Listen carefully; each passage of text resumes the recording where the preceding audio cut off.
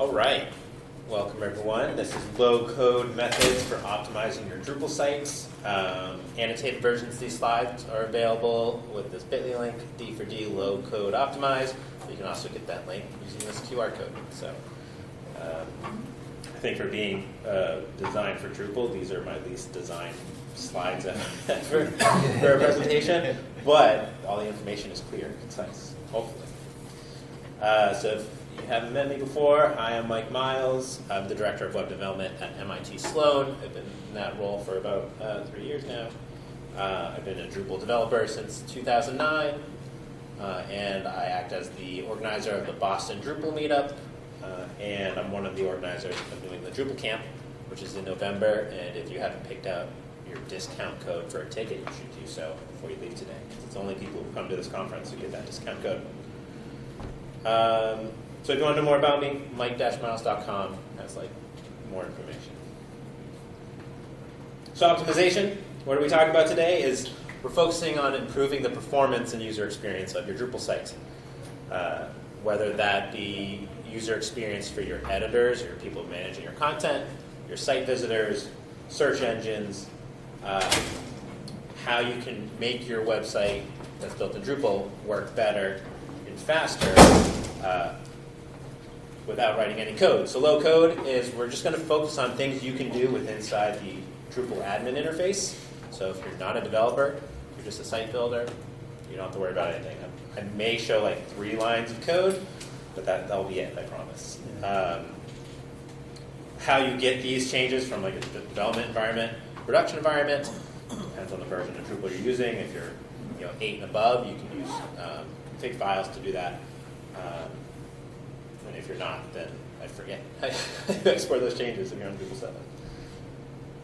And what I'm going to focus on today are these 4 areas of optimization. So content structure and rendering, images, caching, and just additional optimizations that I felt did fit in their own categories. The first 2, I think, the first 3 really are the most important.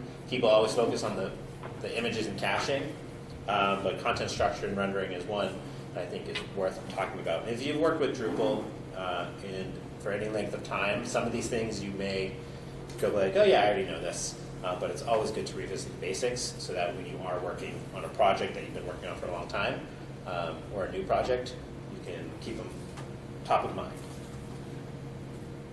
All right, so let's talk about content structure and rendering. This is all about how you optimize Drupal to load the content to present to the user. The first way to do this with a no-code option is focusing on your display modes. So in Drupal, there are 2 types of display modes for entities. And what they do is present the information of an entity in a different way based off of a certain context or a situation. The 2 types that you deal with are view modes and form modes. So view modes are focused on how the content is going to render to the end user and display on the page. Form modes are how the fields are laid out in the form edit, the edit form for an entity. And this is for all fieldable entities, so nodes, which is the big one, blocks, media, taxonomy terms, users, paragraphs, any of those are fieldable entities, custom entities you might have created, will all be able to take advantage of view modes to improve their performance. And each display mode is entity type specific. So if you create a view mode for nodes, for content, it'll be called in the Drupal admin interface. That view mode won't be available to, say, media. You'll have to recreate it for media. And then for each entity bundle, how you customize those view modes is going to be bundle specific. So if you have an article content type and you manage how the full or default display lays out with the fields, right, that's going to be specific to that content type. So if we look into view modes where you'll get the most of your optimization, right, because it's serving the most users where it's rendered content, what you want to try to do is create a new view mode per unique display of your fields. The reason for this is because when Drupal is rendering an entity for a view mode, that goes through the render API, which feeds into the cache API. So once it generates the output, say for a card display for an article, for a specific node, Drupal's going to hold on to that, and next time it gets requested, if the cache exists, it'll just send that off. Versus if you have one view mode, but based on certain conditionals, you're changing around like drastically the order of fields, or you're just passing fields into a Drupal view, that's going to take more processing power. Thus, if your cache is stale and the user hits the page, it's going to lead to the page load time taking longer. So what you want to do is anytime, if you're looking through your design systems and your designer's like, here, we want to lay out and look like this, and if it's drastically different of anything else you have, you might want to be like, well, we'll create a new view mode for this so we can order the fields and we don't have to do any custom complex logic. The goal of this, what I see a lot, and I try to do a lot, is to reduce as much pre-processing as possible. So if I have my developer and we're building up this content type in a new display view mode, so they don't have to write like a preprocessed hook from the node in our .theme file to then say, all right, I want to fetch the fields in this way for this specific instance and build my own little render that I pass to the twig template. We want to avoid that, just use what Drupal gives us, because that's going to be the most optimized. So you want to render content entities using a view mode whenever possible. If you're using Layout Builder, you don't really have to worry about this too much. Well, that gets in the fields. But like I said, if you have a component, like if you're going to print out content as like a card display or a teaser, if you have entity reference fields, you want to make sure they render using the view mode and rendered entities. So you take advantage of all the systems Drupal has to play for that, and it's less custom code and it's more performant. The big thing that I think a lot of us forget to do, I used to ignore doing this once I got a lot better at Drupal and I could do a lot of fun things, is when you're creating a view mode, disable all the fields that you don't need to display in that view mode. Something that I've seen in the past and I've done in the past is like I will have the default display that has all the fields listed out, and then in the template level on my twig file, I'll pick and choose which fields I want to output, and I'll do those. The problem with that is that if I leave fields enabled, if you leave fields enabled, even if you're not showing in the template, when Drupal's loading that node object, it's going to process all those fields and prep them for display, because Drupal doesn't know you don't want to display them yet. And so that's a lot of wasted time, and it's a lot of wasted data. As an example here, and I'll be going through a little bit, I have just an umami demo site that I spun up using my local DDev. But we have these recipe cards, so each recipe is a node. And I did some testing, and for this card display, it shows 3 fields. Technically 2, but it shows the title, which you see at the top, then it shows the difficulty, which is a field on the node, and then it has an image, which is a media entity. These are the only 3 things I want to show for this card display. And what's interesting, doing some testing on this one, if I leave all the fields enabled, if I go to the structure and just show you the recipe here, I'll go manage fields, you see recipe has all these fields, way more than 3. If I leave all those enabled for the card display, the node object, when Drupal's loading it to start to render it as a card, that render array is 69,000 bytes. I mean, that's relatively small, but still. If I only configure my view mode to have just the difficulty in the image, because title is part of the node object, then load the node for displaying as a card, that render array is only about 45,000 bytes. So that's a savings of 34% in data size, right? It's reduced. Again, here these are optimized, so dealing with this amount of bytes isn't that big a deal, especially when you have caching. But if you think through, if I go back to my site, if you have pages, search results, views that are loading a lot of content, if I can save 34% of processing power in all of these, right, combined, that saves a lot of time and reduces the amount of data I have to parse. So my page gets a little faster.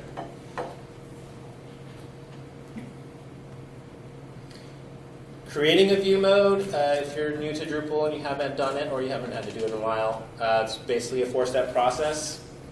What you do is you go, I'll do it here since we're here. For your, you go under admin structure, which I have here with my mouse. Is that big enough? You want me to make it bigger? Is that, yeah. Is that good? All right. Under structure, there's display modes. You'll see there's form modes and view modes.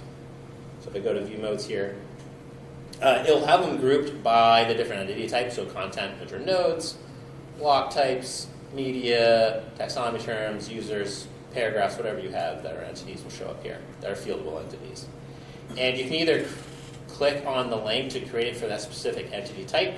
Like I said, view modes or display modes are entity type specific. Or you can just click add a view mode, and then you can select, like here, one on content, and you can give it a name. Let's say, I don't know, wide card.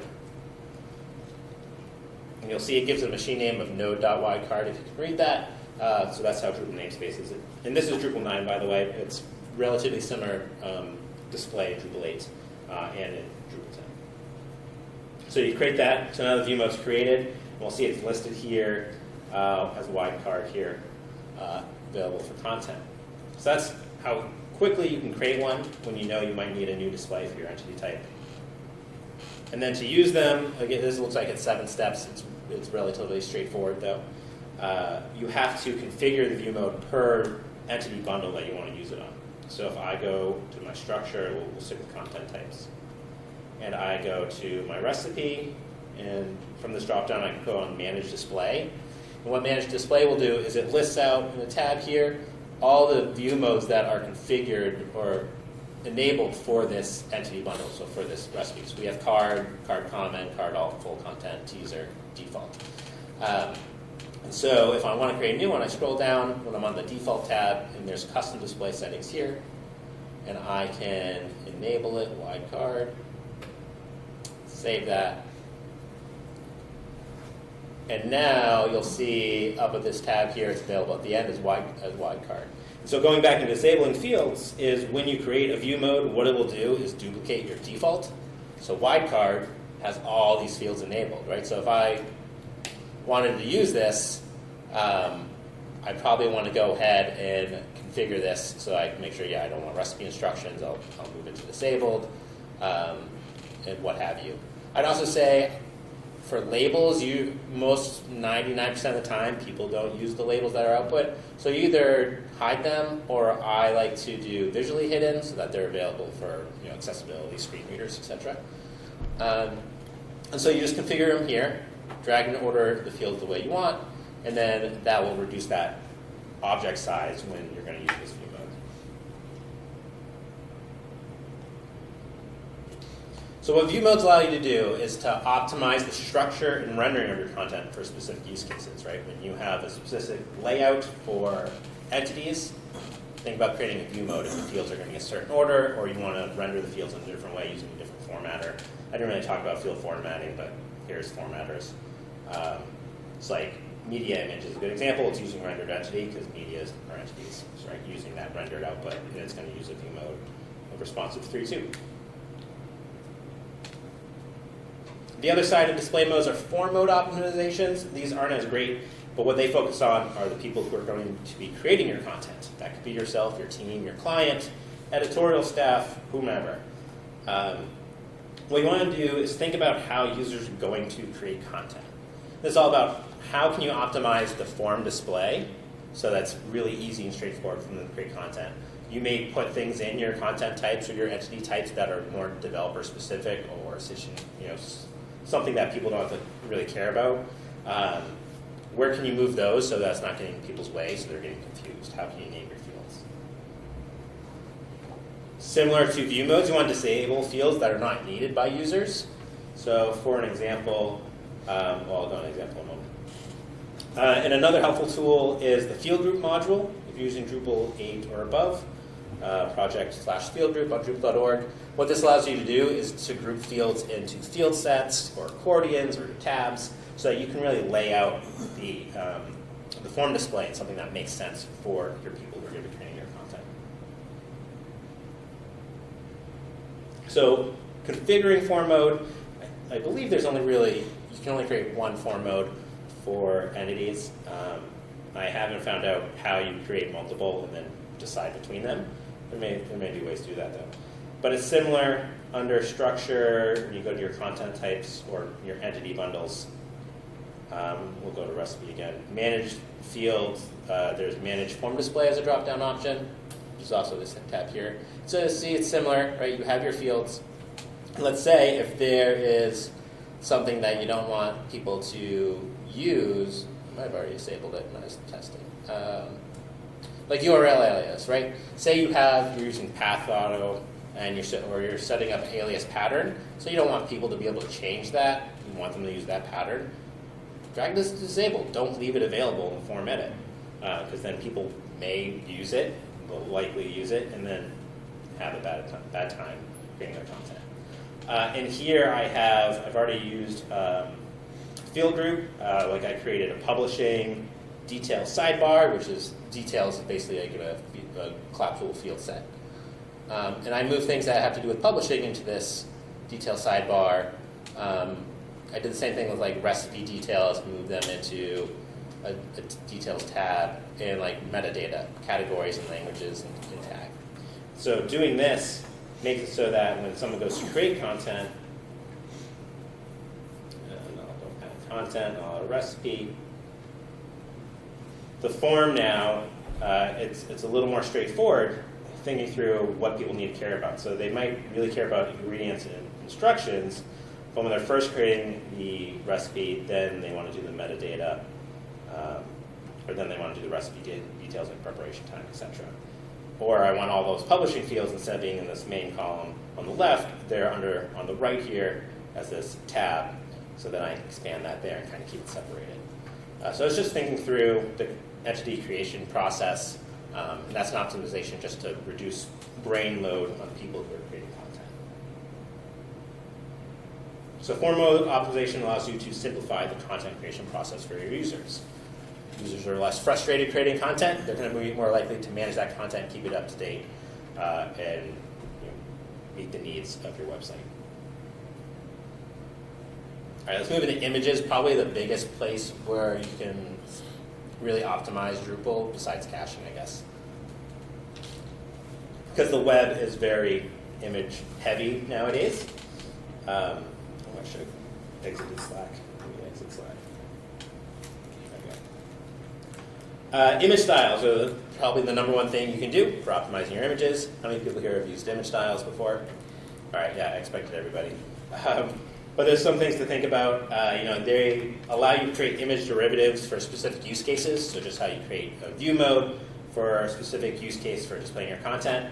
When you need an image to display a certain way, you might want to create a image style for that, so you don't have to alter the image using other methods. You can do things such as resizing, cropping, other effects, depending on what modules you install on your Drupal site.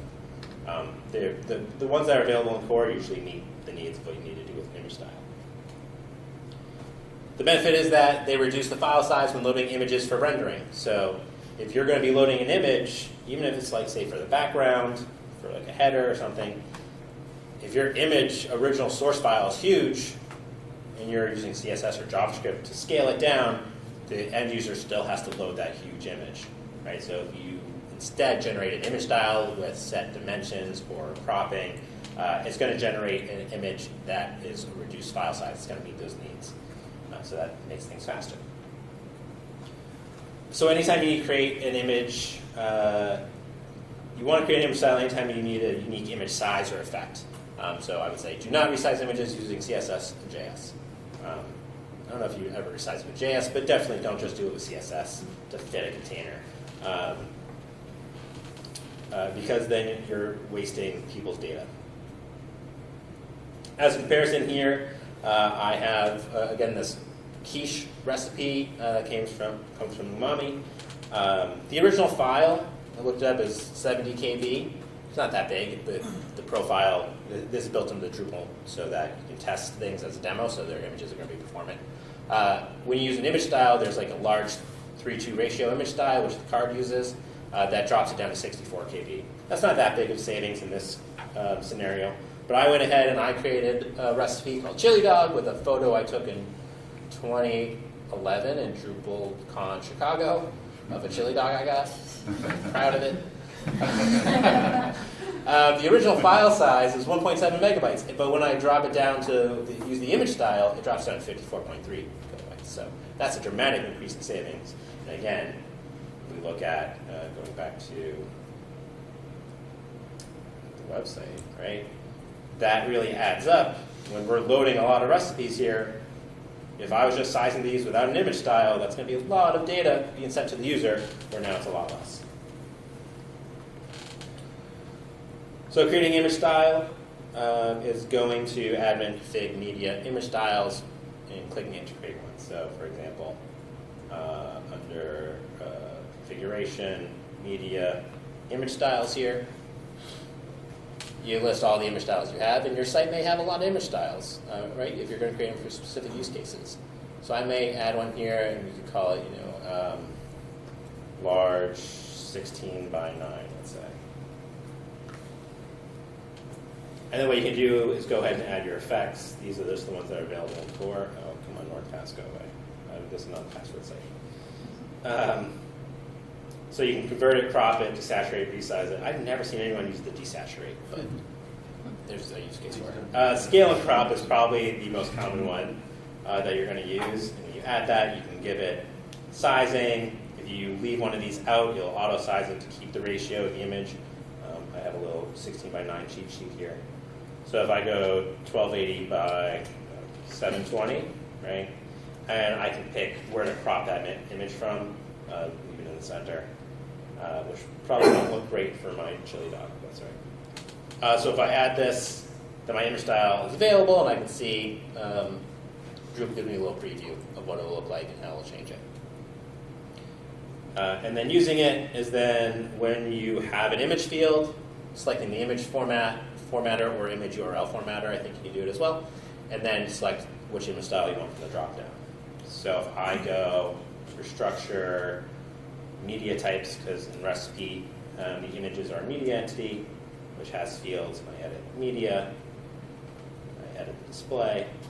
I'll go with, I'll add a, no, I don't want to add a field group, I want to add a display actually. That, I'll add a view mode, I'll call it 16 by 9. I'm going to call it responsive style. A little precursor to what we're going to be talking about next. I go back to my media types, image display for image. I'm going to add a responsive 16 by 9.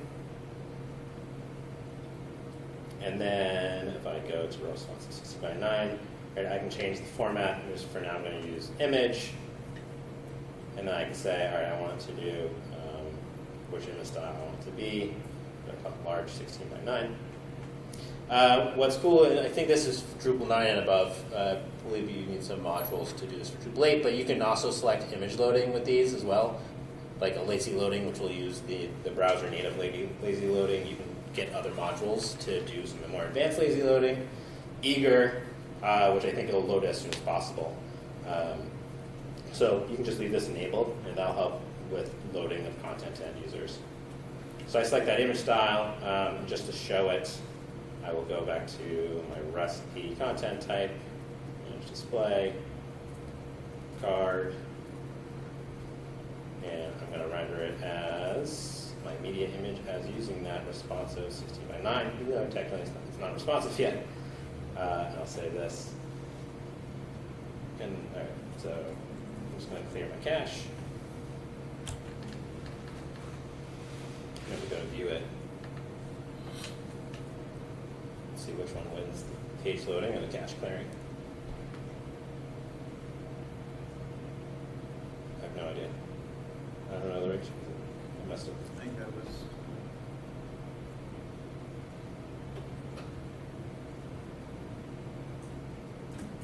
Oh, I don't know if these are using the card display. I think they are. I'll take one moment to look this up. I don't have comments on. All right. Regardless, we'll skip that. So using image styles allow you to optimize your images for specific use cases, just like view modes allow you to optimize for specific content display. Hey, Rob. Hi, sorry. I'm tardy.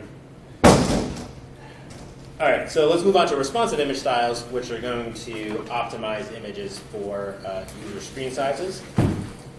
So what you can do with this is define a group of image styles to use based on browser breakpoints. So you can say, based on either your theme-defined ones, or there's module-defined breakpoints, or other breakpoint styles, to when a screen's a certain size, to use a certain image style for loading an image. It requires you to have the breakout responsive image core modules enabled. These are core modules in Drupal 9. I don't know if they are in Drupal 8. I forget. But you can enable them if they're not enabled by default. I don't think they're enabled by default. And what it does is when it outputs an image, then it uses either an image tag with source sets, which we'll talk a little bit about, or it'll output a picture tag, which will help the browser to best determine which image to load for a user, so it doesn't have to load one that doesn't make sense for the screen size.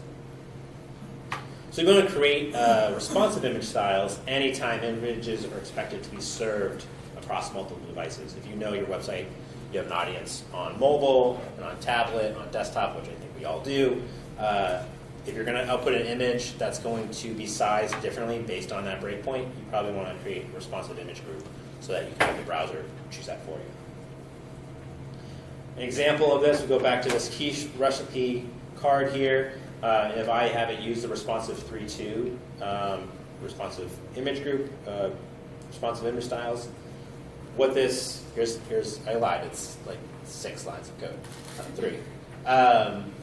Here's what it outputs now. Instead of just an image tag with source set, it has the different image styles I've configured and the breakpoints therefore. So the top one, the first one, medium, is if the browser is at least 600 pixels wide, and it uses large if it's 768 wide, a different medium if it's 1200 wide, or an extra large if it's 1536 wide. And by default, it'll use what I say is the default fallback one, which is the smallest one, so it'll generate a small one. So the way this works is when this loads on the page, I believe it loads the small one first, and then the browser says, hey, actually, here's the scenario that works. We're going to load this image and use that one instead. So I don't have to put the largest one out there to meet like desktop needs and to have it render on mobile. I can have it pick the one that works for the screen size. Creating a responsive image style. Once you have those open, it's under configuration, media. You have responsive image styles. And you'll have them listed just like regular image styles. And if you add one, like we'll create one for the 16 by 9. So I'll call it 16 by 9. You can choose which breakpoint group. So responsive image module will give you some breakpoints. Toolbar, I guess, does. Umami does, because it's defined in the profile. I'm not going to show how to define those, because that's more code. We're going to show that today. And then you have the fallback image. So I know I only created one 16 by 9. So actually, this name is 21 by 9. Well, that might have already been created, but that's right. So you give it the fallback, which is the smallest one you want. So here's small 21 by 9. And then when you select your responsive group, I think if I switch it, I have to switch to 1. Depending how these are configured in configuration settings, will show you what you can do. And then you can select don't use this breakpoint, or use a single image style, or use multiple based on settings. And then you can select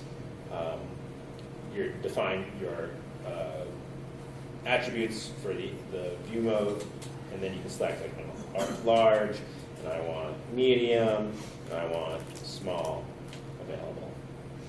I can save that.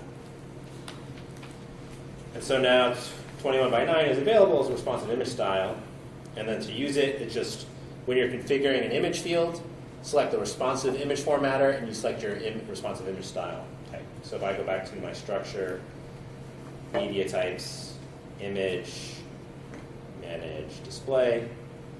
I know I called this by 9, but now I've changed it to 21 by 9, so this will be confusing, not intuitive at all. But I can say, all right, responsive image. Oh, I never saved it. That's why I didn't show. And I wanted to do 21 by 9, and I'll update that, save that. And then when it uses it, I go back to the site. It'll show, oh, look, that works. they look horrible now. But then I expect that, I can make that bigger. Enhance.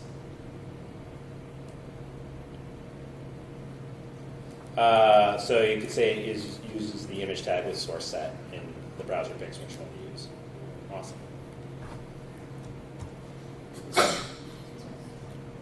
So responsive images, use those to optimize images for specific screen sizes. So the browser's like, this fits my needs, and only uses the data it needs to.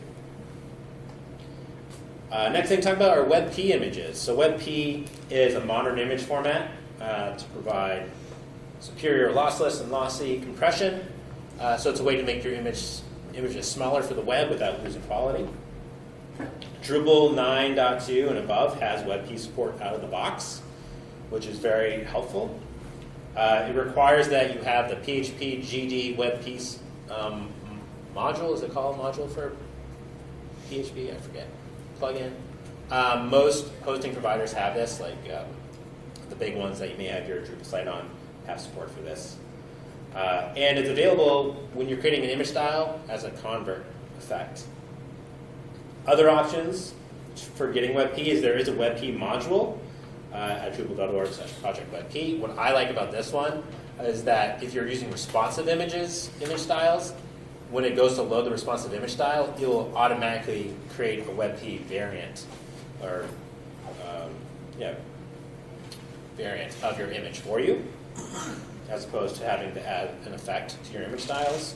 There's also the Image API Optimized WebP module, which is part of a suite of modules there's the core module, not the core module, the contrim module, Image API, and it has a lot of other images modules to go with it. One of them is to optimize for WebP. And Image API module has a lot of additional effects you can do for optimizing your images.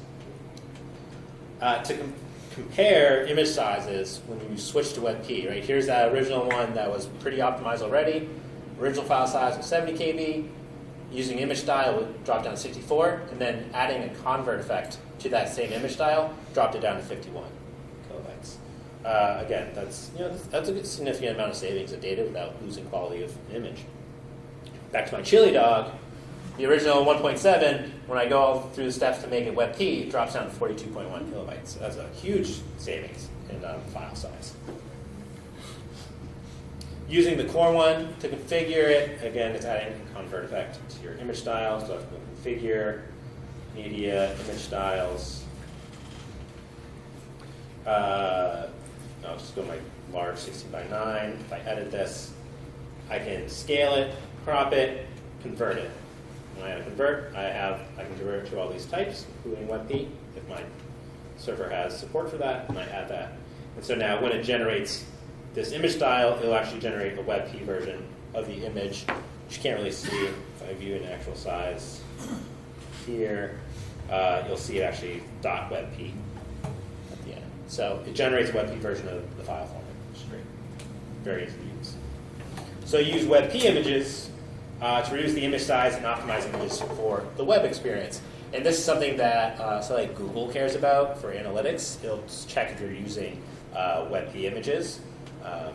And they'll give you a good feedback for that. If you're not using it, they'll tell you that you should use them.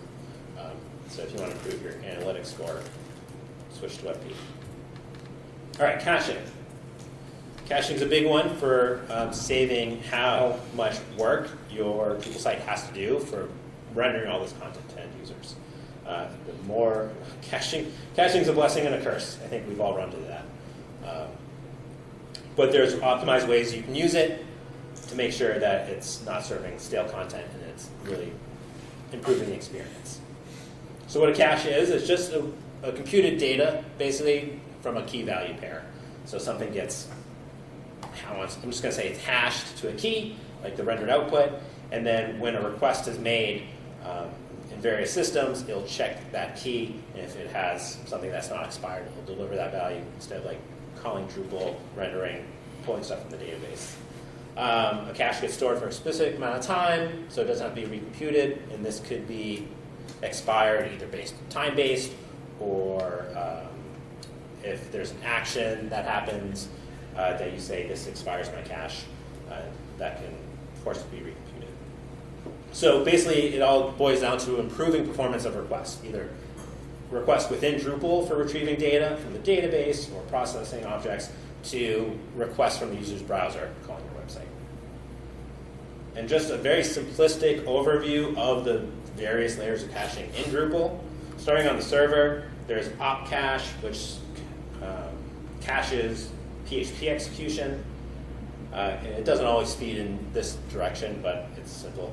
There's database caching like memcache and Redis, which will cache the results of queries, so that if you're running a complex query, it doesn't have to like comb all the tables every time. If it finds that it just ran that query, it will serve up that cached response. Then within Drupal, you have the cache API, which modules and themes use a lot for passing data in between functions and calls. The render API, or the render cache, which Drupal uses when it's getting entities ready to be rendered and it builds a render array. It stores those in a render cache so that it doesn't have to compute it every time. And the response cache, anytime an HTTP response is being made to Drupal, it stores a cache of what the response output is. And then that feeds into third parties like proxies, like reverse proxies like Varnish, or CDNs, so like Cloudflare or Fastly. These will handle it when a request is being made to your site. If they have the response to that request, they'll serve it up before even pinging Drupal. And then you have the client-side browser caching, which I think is the most frustrating one. Because all these other ones you can clear, but if someone has some very aggressive browser caches, like you can just tell them, oh, open it in an incognito window. Does it still work? Those are the worst. Database, proxy, CDN, there are Drupal modules available for connectors for those, so you can look into that all based on your setup and what systems you're using. Inside Drupal, though, mainly what you can configure without knowing any code is the page cache. What this does is it works with the render and response caches to store page output and expire those caches. Really expires the response output. There's two types. There's internal page cache, which caches all the data for unauthenticated requests. So anyone who's logged in, anyone who's not logged in, they're going to hit the internal page cache, and Drupal's going to serve that up for requests. This is enabled by default, again, at least from Drupal 8 and beyond, so you don't really have to worry about it too much. There's no configuration for it. It's just turned on. Drupal uses it. Then there's dynamic page cache. This is used for both authenticated and unauthenticated traffic. So it's anything that is not specific to that user session that gets cached. So it could be things that are elements that are always on the page that are not affected by like permissions and stuff. Those get cached. This is also enabled by default in the latest versions of Drupal, but you can, and you also don't have to configure it. So I lied. Internal page cache is what you can configure. This works with cache contexts and cache tags, which you don't have to know much about that for this talk. But those are just ways for you to indicate in Drupal 8 and above that, hey, this cache is tied to like this specific entity. So when this entity changes, clear every cache that is tied to this, basically namespace. Internal page cache configuration, pretty straightforward. And there's basic options. Admin configure development performance. And if you've ever tried to make your website more performant, you've seen this under development performance. In production, you should never have to be no caching. Never, ever. I mean, go for it, but you won't be happy. There are a lot of options here, and some general rules of thumb is that it's all based on how your content's updated, right? So if you have a website where it's only updated a few times a week, you have pretty much evergreen content, you can set your cache time to 1 day. If you have something that's updated once or twice per day, set it to 1 hour. If you have a website that has frequent content updates, set it to 15 minutes. I would recommend not going below 15 minutes, like not doing 5 minutes or anything. I think 15 minutes should be enough where cache is being really useful and people aren't going to bug you about stuff being stale. So you don't have to use Drush to clear the cache all the time, or the admin interface, or Devel to do that. Let's move on to views caching. Because this is the other place where I think caching plays a big part. Like a lot of people use views. For example, this recipe page, again, is a Drupal view. All views should use cache, just like you should never have your cache turned off for production. All your views should use some sort of caching when you create a Drupal view. There's very seldom scenarios where you don't want that to be cached output, because views, they're basically interfaces for very complicated database queries. And you may have Redis or other caches on the database side, but still, Drupal's going to have to ping your database when it's generating the view output, and that can be intensive. There's two types available out of the box: time-based, which you can just say this use cache expires after a specific amount of time. You can specify this differently for the query cache that it gets back from querying the database, and for how it generates its rendered output. So those can have two different ones. I don't necessarily know why you would have them be different, but you can. I usually, if I use time-based, I keep these in line with like my internal page cache timing as well. Then there's tag-based, which is available in Drupal 8 and above, which expires the cache based off of cache tags. What this means is that the content that is associated to the Drupal view, the view will get the cache tags for that content, like the nodes that's pulling in, and it'll use those to be able to check its cache. And so when any of those expire, it'll expire the view's cache. Now there's pros and cons to both of these. Of course, I'll talk about one last thing about tag-based is you can use, I think you, at least in Drupal 8, in Drupal 9 you may not have to use this anymore, but there's the views custom cache tags module, which allows you can use it in Drupal 9, but you may not have to. It allows you to define which cache tags should be applied to a Drupal view.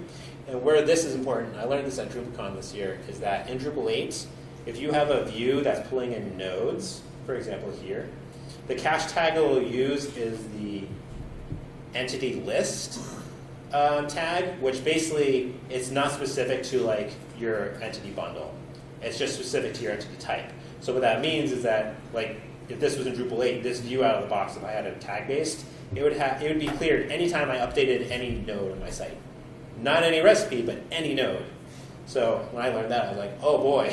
Like, if you have a lot of views dealing with like articles or recipes or whatnot, if you update or create any new node, it's going to clear those caches for those views, which is not performing at all.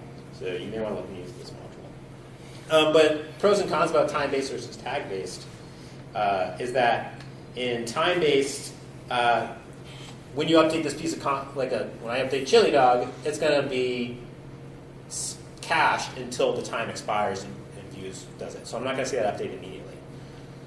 If I use tag-based, when I update Chili Dog, then it's going to clear the cache for the whole view and it has to refetch all these other ones. So pros and cons to both approaches. All right, I'm going to skip configuration, but basically in the view, under advanced, there's a section to configure your cache. But as an example, with this recipe loading time, when there's no caching at all, no page caching or anything, in my local, this page took 3.76 seconds to load. So I had no caches whatsoever. When I turn on internal page caching, when I use caching in the views, this page takes 300 milliseconds on average to load. So a dramatic increase, and everyone's going to care about this sort of performance, right? From search engines and analytics to your end users. And your editors, too, if they want to see their stuff. So use caches to optimize content loading and rendering for users. All right, let's see if I can bang through some additional optimizations. These are smaller. Production performance settings. When you're in production, aggregate CSS and JavaScript. That reduces the number of HTTP requests. You don't have to do this in your dev environments, but it's just good to turn on. You can use advanced CSS, JS aggregation, which is the module, project/add VAGG. It has a lot more advanced settings on how it does that aggregation. But if you're using Drupal 10.1 or you're planning on using Drupal 10 right now, hold off because I guess they have to rewrite it for Drupal 10.1. And then reduce logging. So in your production environment, you don't have to keep that many logs. So I'd keep the log number to like 1,000. And these are settings, and also don't display error messages because that breaks the cache of the page that's loading for the end user if you have to output error messages. It's under admin, configuration, development performance for aggregating. Again, those are just checkboxes here. You check them In production versus your lower environments, there are some modules you want to disable. Fields UI, Views UI, Statistics, Update Manager, Database Log, Devel if you haven't installed. These are going to save processing time, and it's going to stop you from going into your live site and making changes when you think you're in your development environment, which gives you a bad time. Statistics is a good big one to disable because that triggers with every page load, so that adds processing time. And then database log, just because database writes are very slow. So modules to enable in production, BigPipe. If you add it, sessionless BigPipe. BigPipe stores data for logged in users to help it look like it's processing faster and loading faster. Sessionless BigPipe does the same thing for unauthenticated traffic. Syslog instead of database log, write to a file is faster than writing to the database. That's it. I'm out of time, so I'll just say configuration splits. Use the splits per environment so that you can set these settings for your production versus your lower environment. You should look up configuration because that's less low code, a little more understanding of how it sets up. So you can read these later. All right, so takeaways. Use view modes to optimize structure, to run our content. Use form modes to optimize content creation for your users. Use image styles to optimize images for specific use cases. Use responsive image styles to optimize your images for specific screen sizes. Use WebP to optimize your images for the web. And then use caches to optimize the loading and rendering of your content for your users. Doing all this, each one adds a little bit of optimization to your site. You do it all through the admin, and when you add them all up, it adds a lot of performance to your website. So that's it. Again, slides are available with screenshots and annotations. You can find them there. And thank you.